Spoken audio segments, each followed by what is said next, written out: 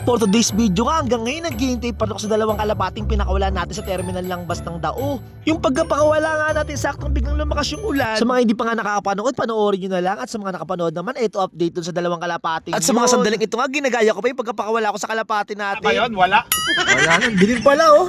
Wala yun. Yun. Kanina maliwanag eh. Tino. Yung kalapate mong pinakawalan kanina, wala yun yun. Umuulan, pinakawalan mo. Sumasagi pa nga rin sa isipan ko yung mga sinasabi nga ni Punong Ministro at Guaps TV. Ba't na kasi ako nagpakawala eh, umuulan naman nga daw. Sa mga oras nga to, hindi pa rin ako mapakala, inaabahan ko talaga yung pag-uwi nga nila. Kaya nga rito, dali ako bumaba at bumili muna ako ng taho. Hindi pa nga rin kasi ako nagkakapit, nag-aalmusal, kakaisip sa dalawa kong kalapate kung nasa na sila. Basta ka muna, ba't parang lalo sumarap tong taho gamit tong kalapating power flight mag? Ali, ito na nga, oo na mga kadabarkad sa amin na ako. Dahil hanggang ngayon nga, hindi pa nga rin umuuwi yung dalawang kalapati nga natin. So yun, diba? Siya nakakauwi lang ngayon, simula kahapon hanggang ngayon, hindi pa nga umuwi. Di pa tayo nakapagkaskas nga ng dumi dito. At dahil nga di pa tayo nagkaskas ng mga dumi ng kalapati nga natin, nagkaskas na nga tayo dito.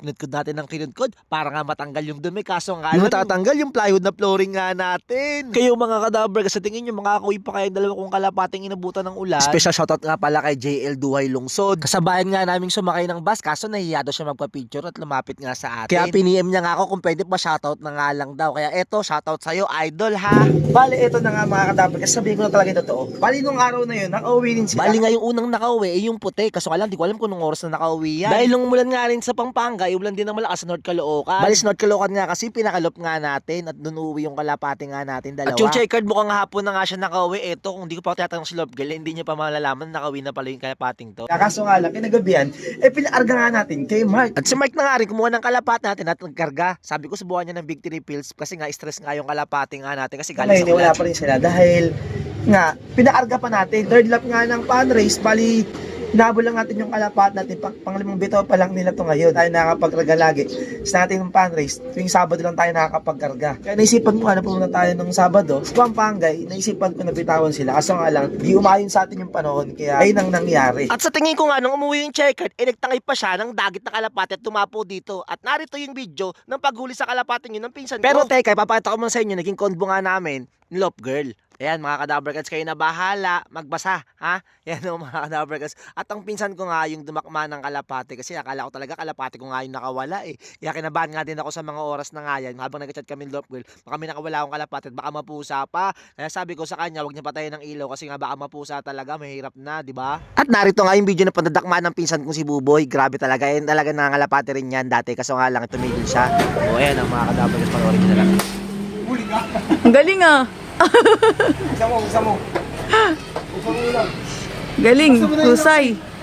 At yan na mismo, yung kalapati nyo pinapakain natin kasi papakawalan na natin to. Siyempre nga pinakain ko na ng kalapatid feed. Siyempre meron na rin tubig yan para nga makuha siya sa mismong amo niya. Kasi nga itong kalapating to ay malayo pa pinanggalingan niya mga kadabar gods. Kaya kung nasabing malayo, ito papakita ko sa inyo. Ito nga pala yung tsura ng kalapating to mga kadabar gods. Medyo small size siya. Tapos ito yung pakpak niya. Yan, bubuka-buka natin. Titingnan yung Kabado tsura. 20 nga talaga tayo dito kasi kala ko talaga kalapati ko nga to na nakawala o kaya breeder na nakawala sa atin. Ito mga kadabar gods, papakita ko yung sing-sing niya. Ang sing-sing niya nga pala ay nerpa. Habang bumabiyahe nga kami ng team kalapatis, ko sa kanila yung video ng pagdakma ng pinsan ko at pinakita nga yung sing-sing na nerpa. Sabi nga nila Guaps, bali di na nga nag-ooperate tong club na to. At yung sing-sing ng kalapating to ay 2024 pa. Pero mukha siyang bata mga kadabar. Kaya tingin ko yung sing-sing na to ay suksok lang dito sa ibon na to kasi di akma sa edad niya yung sing-sing bali nga yung nerpa na club Nueva Ecija pa. Kaya nga naisipan ko dito sa kalapating to ay gawin na nga lang breeder para magtamasa pa tayo dito sa kalapating to. Baka ito nang swerte sa loop natin. Kaya nga dali-dali ko na ang nilagay sa breeding cage. Yan mga kadabar kasi pansamatagal dyan muna siya. Ayan o, grabe mga kadabar guys, ready to breed na tong kalapating to at nakakalibre nga siya na pula. Bali nga possible hento at ready to breed na. Kanino kaya to babangga tong kalapating to? Grabe, meron naman tayong breeder. Pero bago natin gawing breeder, ito papakain muna tayo ng kalapati. Ito pinapakain natin sa kalapat natin. Kalapati flyer. Grabe talaga ka-quality, napakakinis. Bali sa umaga nga kasi unti lang pinapakain ko sa kalapati ko at sa hapon ko na pinakamarami kong nilalagay sa kalapati ko para marami silang makain. Bali kung mapapansin nyo nga rito, magkakasama na yung south tsaka pang north nga natin. Medyo mahirap talaga magkondisyon pagka ganito pero wala tayong magagawa kasi nga maliit yung space ng kulungan nga natin. Lalo na nga pag mayroong nagkasakit sa kanila, di may iwasan magkahawaan. Bale, ito na nga pala yung checker, tas yung puti na inaabangan natin mga kadabar guys yan. Hindi ko na pala na-video ang pagdating nila at butas-butas na nga yung pinaka-flooring ng loop nga natin kasi nabubulok na talaga. At sa ganitong sama-sama, kailangan talaga magaling ka mag-recover dito. At matirang matibay talaga kasi maaga pala nagkakasakit na kasi inakay pa lang nililipat ko na agad dito. At yun na nga, yung hinihintay natin kalapate, nandito na at nakalak na nga natin. At ito sila, kukuhain na natin.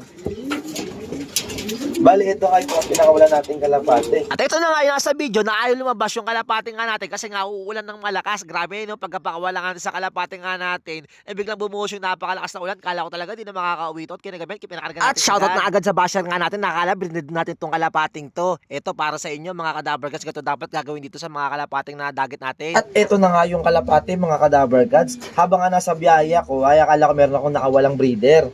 Yung pala, hindi pala sa akin to. At pinakita nga yung singsing habang nasa biyahe tayo, sinend sa atin ni Love Girl.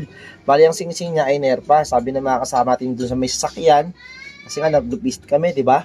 So, ang nerpa daw ay wala na. Hindi na daw nag-exist yung nerpa. Bali, ang singsing nito ay 2024 pa. So, pang south siya mga kadaver gods. Pero mukhang bata pa tong ibon. Ayan, mukhang siyok-siyok lang siguro. At napasama nga lang din sa kalapate nga natin, pagkabitaw nga natin nung Sabado. Ayan mga kadaver gods, ito siya oh. So maganda yung hipo, sakto lang yung katawan niya. Pero nung pag-uwi ko nung linggo, medyo paed siya. Sobra kasing layo siguro nilipad niya. Tsaka medyo madilim nga nun, nung araw na yun nung Sabado. So ito, pakawalan na natin siya mga kadaver gods. Pero bago yan, nalagay muna natin ng love letter. At wala tayo scotch tape, electric tape, gagamitin natin. Yan, medyo installate talaga yung tutok ng camera natin. Kaya ganyan, yung itsura ng quality ng camera natin. So, nalagyan na natin siya ng love letter na sana ito makauwi ito sa may-ari. No? Busog na busog siya dito. Sarap na sarap sa kalapatid At feeds. sa mga tunay nga nakakilala sa akin, ito ginagawa natin noon pa. Kaso nga lang wala pa nag-reply. Kung nakabalik ba sa kanila yung kalapate? Kaso nga lang mukhang di nakabalik kasi di nag-reply. At yung pinakamalayang na dagitan naman natin, tiga na botas. Bali ang bird yung kalapate yun at merong CP number kaya nabalik natin sa tunay na may-ari. At nung mismong araw na nga yun, na-confirm natin sa kanya talaga yung kalapate kasi meron siyang post na nawawalang kalapate at yun mismo yung nadagit nga natin. At nung araw na nga yun, pinadala natin yung kalapate kay Mark. At big time puncher nga yung may-ari na si Sir Ted Slope. Kaya binigyan rin si Mike ng kalapate bilang pagpasasalamat. Nadagit ko nga mismo yung kalapate yung sabi niya tutubusin niya daw sa akin. Sabi ko hindi, babalik ko sa kanya. At sabi niya nga sa akin, pag nagawi nga daw ako doon, magdala nga daw ako ng ring para masuksukan niya ako. Este yung kalapate pala, hindi ako ha. So ang punto nga dito, pag meron ka nadagit, lalo na hindi naman sa'yo, pakawalan mo. O gawan mo ng paraan para nga mabalik sa tunay na may-ari. May kapalit man o wala, syempre meron niyang good karma. Yun, okay na. So, ito siya. Ayan, no? Nalagay na natin yung pinaka love letter at ito, papakulan natin siya sa labas. Ito, bali, ito na yung ibon. Ayan, no? Ayan na. Oh, hapit ka dito pa. Kita ko tiga camera. Ayan, papakulan na natin. Ito yung ibon, ha? Sana makauwi ka sa Nueva Ecija. From North Caloocan, la. Dumapo. Dumapo. Puro supply na lang nangyayari sa atin ngayon mga kadaver guys. Dumapo naman siya. Ayun. Yari dyan. Dumapo. Bugawin natin yung tsinelas ta. Ako na sagad. Bubugawin ko yung tsinelas.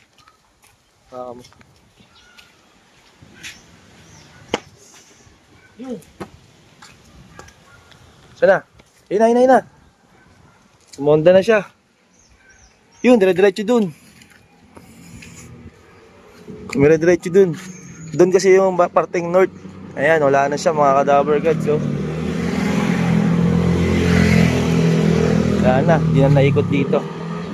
So, yun, umangin kasi ng malakas kaya napadapo siya eh. At yun nga mga kadaver gods, for today's video, nakabalik nga yung dalawang ating kalapatang inagis nga sa Pampanga nung umuulan. Buti lang talaga nakabalik sila at meron pa silang tangay na dagit. So, yun mga kadaver gods, ganun gawin nyo. Pag meron kayo na dagit na kalapate, huwag nyong gawing breeder. So, mabal to video to, goodbye!